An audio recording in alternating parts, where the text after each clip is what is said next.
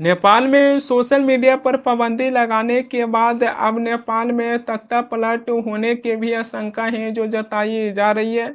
दरअसल नेपाल के प्रधानमंत्री केपी शर्मा ओली हैं जो अपने देश छोड़कर भागने पर मजबूर होते हुए दिखाई दे रहे हैं। नेपाल में इतनी ज़्यादा स्थिति खराब हो गया है कि नेपाल की होम मिनिस्टर से लेकर कृषि मंत्री समेत 5 मंत्री हैं जो अभी तक इस्तीफा हैं जो दे चुके हैं। नेपाल में सोमवार से ही आंदोलन है जो शुरू हुआ था और आंदोलन को देखते हुए नेपाल की होम मिनिस्टर रमेश लेखक हैं जो सोमवार को ही अपने पद से इस्तीफा दे दिए। उसके बाद आज भी मंगलवार को नेपाल में आंदोलन है जो जारी है और इसी को देखते हुए नेपाल की कृषि मंत्री रामनाथ अधिकारी हैं जो अपने पद से इस्तीफा दे दिए। नेपाल में आंदोलनकारी हैं जो कई ऐसे मंत्रियों की घर हैं जो आग के हवाले कर दिए और इसी को देखते हुए नेपाल में तड़ इस्तीफा है जो दिया जा रहा है। मगर इसी इस्तीफा को लेकर ये भी कयास लगाया जा रहा है कि क्या नेपाल के प्रधानमंत्री केपी शर्मा ओली हैं जो अपने देश छोड़कर भाग सकते हैं, क्योंकि हम ये नहीं भूल सकते हैं कि कुछ ही समय पहले भारत के पड़ोसी देश बांग्लादेश में तख्तापलट हुआ था। बांग्लादेश के नागरिक हैं जो आरक्षण को लेकर शेख हसीना के खिलाफ विरोध प्रदर्शन किए। प्रदर्शनकारी हैं जो शेख हसीना के प्रधानमंत्री के आवास तक पहुंच गए। उसके बाद शेख हसीना को मजबूरन ही होकर अपने प्रधानमंत्री के पद से इस्तीफा देकर अपनी देश छोड़कर भागना पड़ा था। अखबार देखकर ये भी पता चलती है कि बांग्लादेश की पूर्व प्रधानमंत्री शेख हसीना है जो आज भी भारत में किसी सुरक्षित स्थानों पर मौजूद हैं और बांग्लादेश से प्रधानमंत्री के पद से इस्तीफा देकर भारत में शेख हसीना है जो शरणनियत है। लेकिन अब भारत के एक और पड़ोसी देश नेपाल में भी कुछ इसी प्रकार है जो स्थिति बनती हुई दिखाई दे रही है। नेपाल में नेपाल सरकार है जो सोशल मीडिया पर बैन लगा दिए।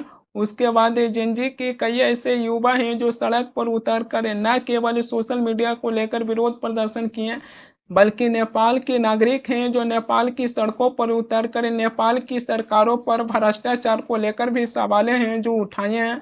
नेपाल में जो आंदोलन हो रही है उसकी मुख्य वजह यह बताई जा रही है कि नेपाली सरकार है जो नेपाल में सोशल मीडिया पर बैन लगा दिए।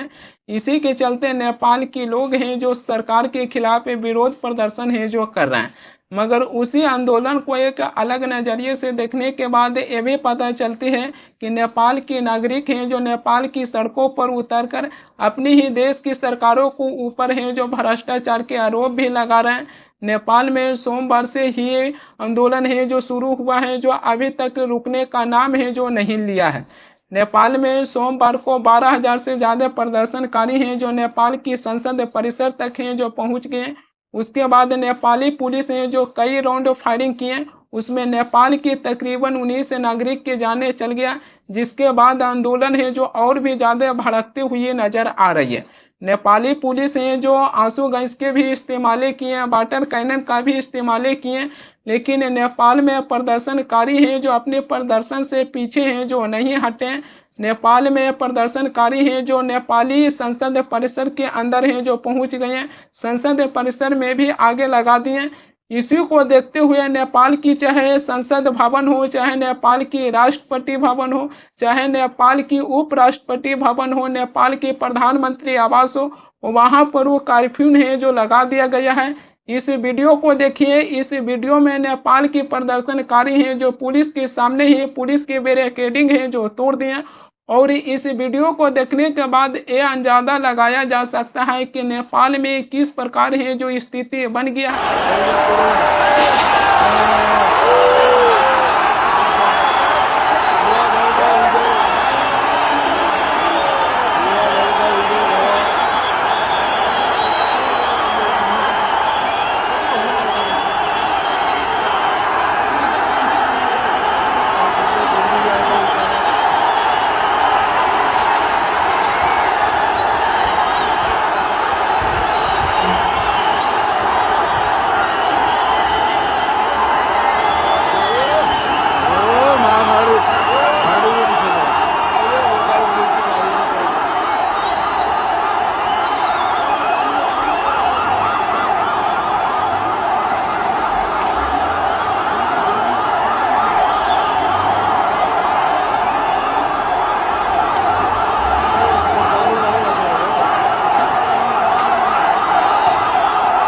नेपाल की राजधानी काठमांडू समेत देश के कई ऐसे शहरों में आंदोलन है जो देखने के लिए मिला है। वहीं पर नेपाल से एक और वीडियो सामने आया है। उस वीडियो को देखने के बाद यह पता चलती है कि नेपाल की संसद भवन तक नेपाल के नागरिक हैं जो वहां पहुंच जाते हैं और नेपाली पुलिस के सामने ही नेपाल के नागरिक हैं जो ये नारा लगाते हैं कि केपी चोर देश छोड़े, केपी चोर देश छोड़े। इस प्रकार के नारा हैं जो वहां के नागरिक अपने ही देश के प्रधानमंत्री के खिलाफ हैं जो लगा रहे हैं। वीडियो देखने के बाद ये भी पता चलती है कि नेपाल में खास करके युवा वर्ग के जो लोग हैं जो बड़ी मात्रा में सड़क पर हैं जो विरोध प्रदर्शन करने के लिए उतारे हैं। उसी युवा वर्ग को लेकर ये भी कहा जा रहा है कि इसमें कई ऐसे युवा वर्ग हैं जो सोशल मीडिया यूजर थे, जो सोशल मीडिया को यूज करते थे और सोशल मीडिया पर बैन लगाने के बाद नेपाल की युवा वर्ग के लोग हैं जो खास कर ही सड़क पर नेपाली सरकार के खिलाफ हैं जो जमकर हैं जो विरोध प्रदर्शन किए हैं। देखिए इस वीडियो को कि इस वीडियो में क्या नारा है जो लगा रहे हैं नेपाल के नागरिक।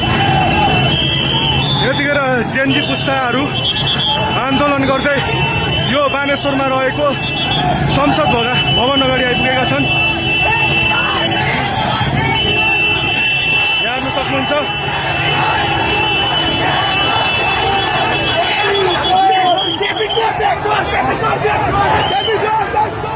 यो संसद नयाँ बानेश्वरमा रहेको संसद भवन अगाडि आन्दोलन रहेको छ।